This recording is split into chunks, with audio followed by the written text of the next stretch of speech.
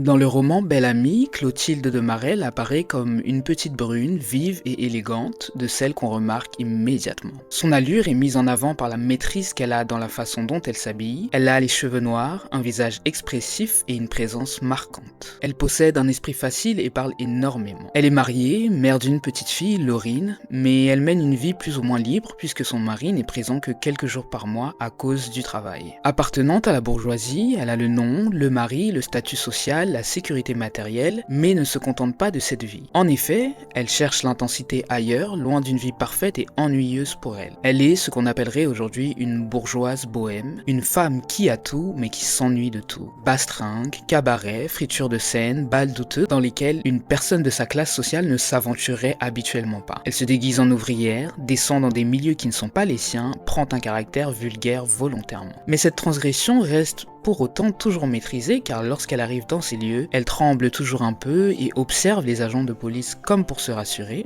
De plus, lorsque son temps d'amusement arrive à sa fin, elle repart vite, soupire de soulagement et rentre chez elle. Par ce biais, elle expérimente finalement le désordre, sans jamais quitter totalement l'ordre dans lequel se trouve son confort. Et cette logique, on la retrouve dans sa relation adultérine avec Duroy. Madame de Marelle donne sans compter. Elle trouve et paie l'appartement qui leur servira pour leur rencontre. Elle lui laisse de l'argent en le faufilant dans ses vêtements sans qu'il ne s'en rende compte. Au travers de sa relation avec Belle Amie, ce n'est pas un statut que Clotilde cherche, ce n'est pas non plus le mariage, c'est un compagnon, un complice de débauche, un chemin vers l'exploration de l'interdit. Son envie de vivre cette aventure est tellement forte qu'elle accepte tout de Georges. L'humiliation, le mariage avec d'autres, la violence, juste parce que le fait de retourner à sa vie bourgeoise, sans saveur, avec un mari absent, lui est insupportable. Elle préfère vivre une relation qui la détruit plutôt qu'une vie monotone. Elle se met en colère, crie, insulte, menace de partir, mais elle revient toujours. Elle paie le prix d'expérimenter la douleur, mais de ne jamais quitter cette relation qu'on appellerait aujourd'hui relation toxique. Madame de Marelle veut expérimenter absolument tout sans jamais rien perdre. Elle veut gagner sur tous les fronts. Dans sa vie sociale comme dans sa vie amoureuse, Madame de Marelle passe son temps à transgresser sans aucune conséquence définitive. Elle recherche le danger, la faute, l'intensité, mais d'un autre côté refuse toujours la perte définitive. Elle veut tout vivre. Il y a un proverbe populaire qui dit « On n'est jamais mieux servi que par soi-même ». Ce proverbe pourrait expliquer le rapport à l'argent de Clotilde. En effet, en finançant sa relation avec Belle Amie, elle se rend service à elle-même. Elle permet à cette relation d'exister, de continuer, de durer. Cet apport lui permet d'avoir la certitude que cette liaison perdurera tant qu'elle sera financée par ses soins et qu'elle lui donnera la possibilité de vivre toutes les expériences nouvelles qu'elle recherche. On peut dire en quelque sorte qu'elle devient la mécène de ses propres transgressions. Mais ce goût pour l'intensité la conduit encore plus loin. Étant donné qu'elle cherche à vivre l'expérience avec un homme canaille, elle accepte que Duroy le soit réellement. Loin de se contenter uniquement de jouer avec le danger, elle l'expérimente en chair et en os. En effet, même lorsque ce dernier pose une action dont le lecteur pourrait se dire que c'est l'action de trop et penser qu'elle s'en irait définitivement, elle finit par revenir.